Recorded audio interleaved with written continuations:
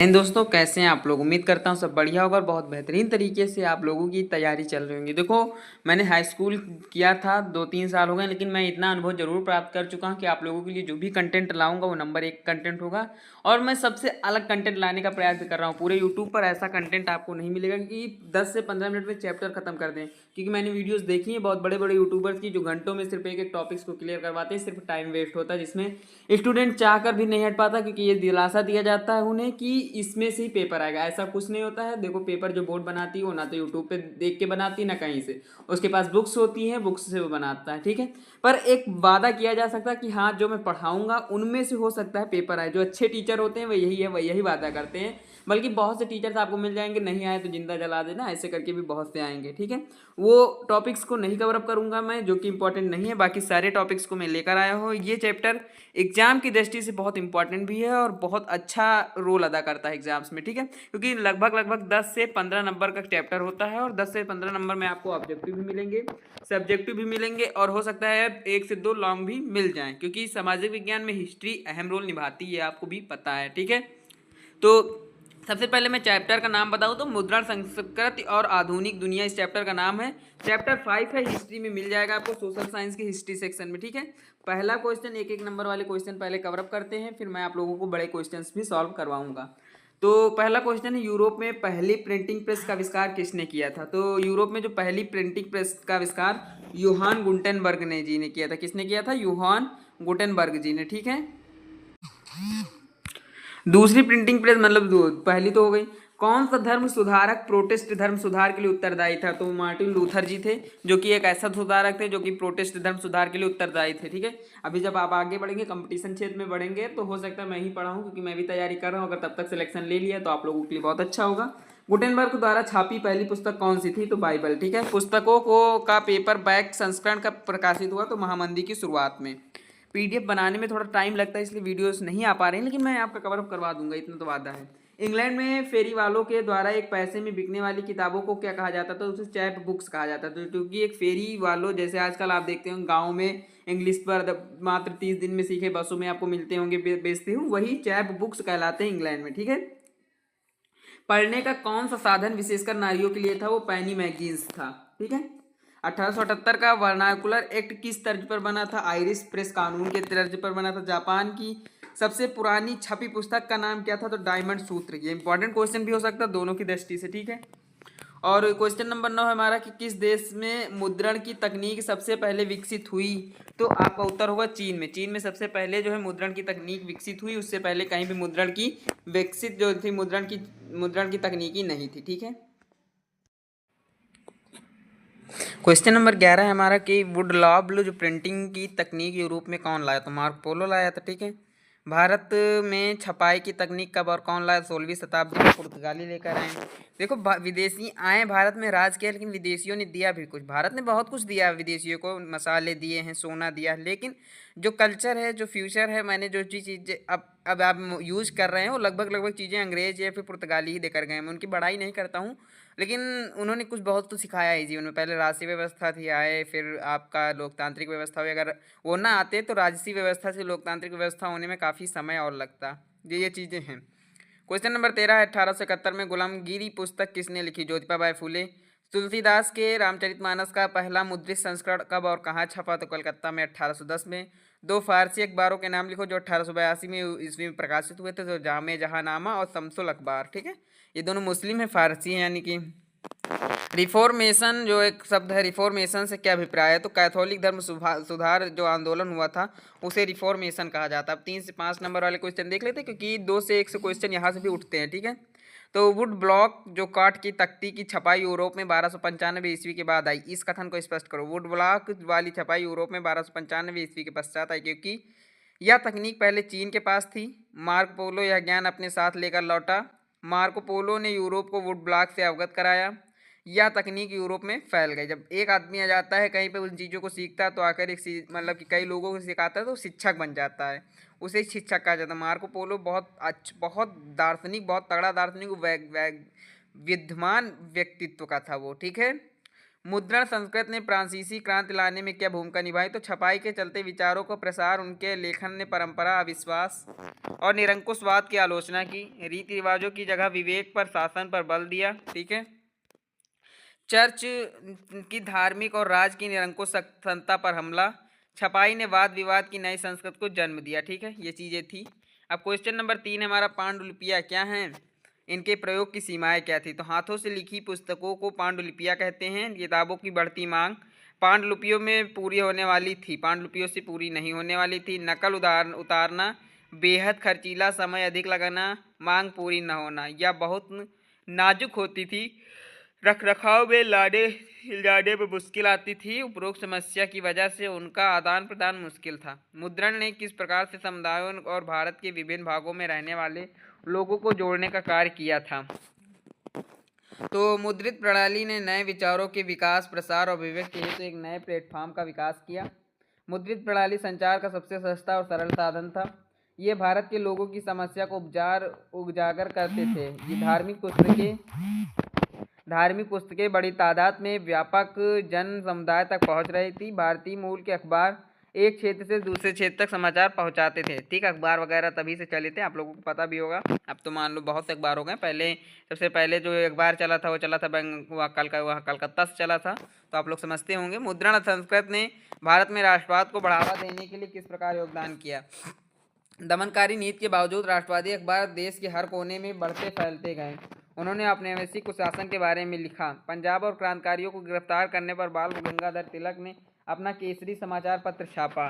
पंजाब तथा देश के अन्य भागों में राष्ट्रीय आंदोलन को बल मिला।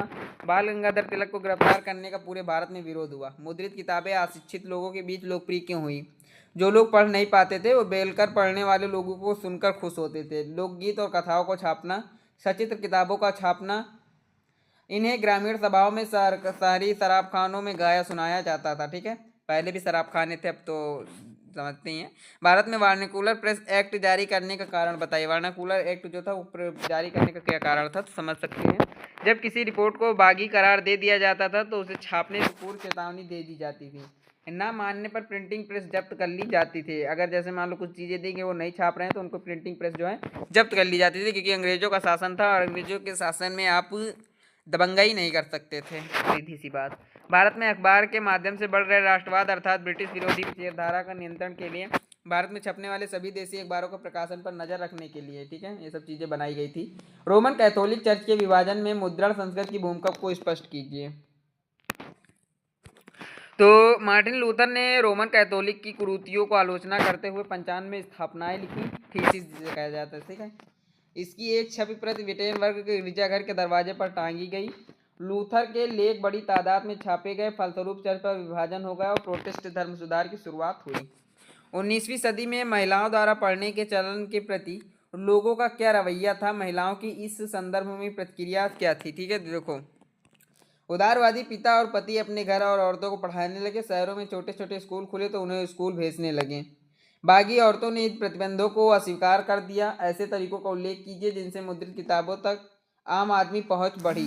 देखो, अब बहुत अच्छा और बहुत शॉर्टकट में मैंने चीज़ों को लिखा है। अगर मेरे पढ़ाने से आपको समझ नहीं आ रहा तो आप अगर एक बार खुद से PDF पढ़ लेंगे तो 99% श्योर हूँ कि उनसे कम समय में आप सीख जाएंगे, जो कि 1-1 घंटे की वीडियोज़ को देखते हैं। मद्रास में सस्ती किताबें चौक चौराहों पर बेची जा रही थी और गरीब लोग भी उन्हें खरीद सकते थे। सार्वजनिक पुस्तकालय खुलना, शहरी कस्बों तथा संपन्न गांवों में पुस्तकों और निबंधों में जातिगत भेद के बारे में लिखना, मजदूरों में साक्षरता है, नशाखोरी कम हो, राष्ट्रवाद का संदेश आम आदमी तक पहुंच रहा था। ठीक है, ये सब टॉपिक्स हैं जो मेन पॉइंट है। अब हम इनको अब हेडिंग बनाकर भी 3-3, 4-4 लाइन बढ़ाते जाएंगे तो 2 से 3 पेज भर जाएंगे। और हेडिंग अगर याद हो तो लाइनें बढ़ाने में आसानी होती है। ये चीज़ें मैंने देखी भी हैं और मैंने लिखी भी हैं। ठीक है, मैंने 32 पेज बने डिप्लोमा में, तो आप लोग इससे समझ सकते हैं कि मैं लिखने में एक्सपर्ट हूँ। वो चीज़ें हैं, लेकिन जब आप लोग हाई स्कूल के बाद इंटर करेंगे, इंटर के बाद जो डिप्लोमा क्षेत्र में जाएंगे उनको लिखने का अनुभव बहुत तगड़ा हो जाएगा, क्योंकि वहाँ पे ऐसी लिखाई जाती है ना कि वहीं बता सकता हूँ मैं। मुद्रण संक्रांत के प्रभाव की व्याख्या करें। मुद्रण और पुस्तकों की लागत कम हो जाती है। प्रत्येक पुस्तक का उत्पादन करने के आवश्यक समय और श्रम कम हो गया। कई अब प्रतियों का उत्पादन आसानी से किया जा सकता था। विचारों का व्यापक प्रसार और बहस पर चर्चा का नया संसार खुला। नया बौद्धिक वातावरण है, नए विचारों को फैलाने में मदद मिली और जानकारी प्राप्त हुई। अल्प शिक्षित लोगों से या आस्था धर्म की व्यक्तिगत व्याख्या की गई। प्रबुद्ध विचारकों के लेखन ने फ्रांसीसी क्रांति में मदद मिली। अच्छा, भारत का संविधान में जो चीज़ें सबसे ली गई हूँ फ्रांसीसी क्रांति से, सबसे ज़्यादा तो ब्रिटेन के अपनी अधिवेशन से ली गई 1935 से, और उसके बाद क्योंकि 286 आर्टिकल वहाँ से लिए गए थे, बाकी जो थे बाकी ब्रिटेन, अमेरिका, यूएसए, सोवियत रूस, ये सब चीज़ों से ले ली गई थी। ठीक है, तो वो चीज़ें नहीं बताऊंगा। यहाँ पे एक शब्द आया था फ्रांसीसी क्रांति, तो इसलिए मुझे बताना पड़ेगा क्योंकि फ्रांसीसी क्रांति से भी संविधान में बहुत सी चीज़ें ली गई हैं, जैसे रूसी क्रांति, फ्रांसीसी क्रांति, ये सबसे। कुछ लोगों को आसानी से उपलब्ध मुद्रित पुस्तकों का प्रभाव का डर क्यों लगा? यूरोप से एक भारत का उदाहरण चुनिए। तो उत्तर होगा विद्रोही और अधार्मिक विचार फैल सकते हैं। ठीक है, बहुमूल्य साहित्य का सत्ता नष्ट हो जाएगी। यह राजनीतिक व्यवस्था और धार्मिक संस्था के खिलाफ क्रांति को प्रोत्साहित कर सकता है। उदाहरण, यूरोप में प्रबुद्ध लेखकों को लेखन में फ्रेंच क्रांति की मदद की और चर्च शिक्षाओं पर बहस शुरू की। भारत में मुद्रण स्थानीय भाषाओं में धार्मिक ग्रंथों को पढ़ने के लिए प्रोत्साहित करता है और सत्ता की विधवा विवाह आदि पर बहस शुरू हुई। ठीक है, सती और विधवा विवाह, मतलब जो विधवा हो जाती थी उनका फिर से विवाह कराने का जो परंपरा चला था वहीं से चला था। ठीक है, मुद्रित सामग्रियों की तुलना में हस्तलिखित पांडुलिपियों की कमियों का वर्णन करें। देखो, हस्तलिखित पांडुलिपियां बहुत महंगी और नाजुक थी भाई। जो हस्तलिखित थी वो महंगी भी थी और नाजुक भी थी, जबकि मुद्रित सामग्री सस्ती और आसानी से ले जाने वाली थी। मुद्रित मतलब छपाई हुई चीजें निकल गई, छप गई। ठीक है, लेकिन उसमें क्या था, हस्तलिखित में चीजों को खरोचा जाता था, उनमें कलर मिलाया जाता था, फिर कुछ कहीं कहीं पर लाइनिंग बनाई जाती थी, वो मजबूती कम हो जाती थी उनकी। हस्तलिखित पांडुलिपियों को सावधानी से संभालना पड़ता था और इधर उधर ले जाना नहीं जाया जा सकता था। उन्हें आसानी से पढ़ा नहीं जा सकता क्योंकि पांडुलिपियां अलग अलग शैली में भी थी।